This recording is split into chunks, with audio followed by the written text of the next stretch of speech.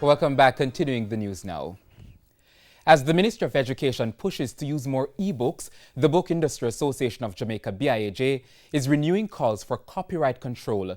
Chairperson of the association, Latoya West Blackwood, says it is a serious issue that the association is now in dialogue with the Education Ministry to address. Here's Shamela Pulen.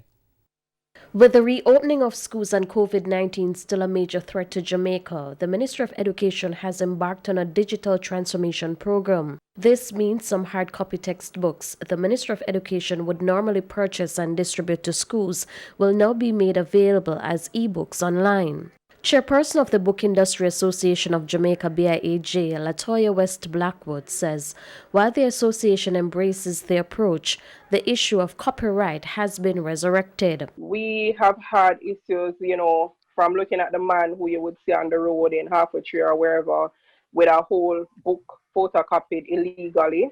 Past papers, I think, are the biggest case that we know about. And having those being sold illegally. We've had those issues for years. Now that piracy is aggressively moving into the online space. Mrs. West Blackwood says the issue of copyright breaches was raised during a recent meeting with Education Minister Favour Williams. She says this is a serious offence which can have legal implication. The matter of copyright for us is not just about making money. It's about doing things the right way and ensuring that there's access, but there's also respect for copyright. And so the ministry has a long outstanding licensing agreement covering the institutions that fall under it.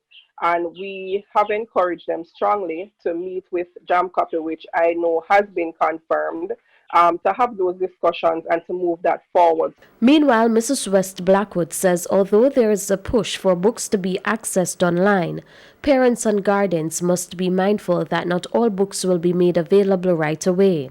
She also wants persons to bear in mind that some children are still not able to access the learning material online given the issues surrounding connectivity, lack of devices, age and learning style. As such, she calls on persons to still go out and get hard copies of learning material where needed. In terms of the need for printed materials and digital materials, it's a balance. Don't sit at home, waiting to say you're going to get everything electronically. And there are some, as I said, nuances in terms of subject areas, in terms of the age level of your child that you need to consider and be guided. Shamela Pulen, TVJ News.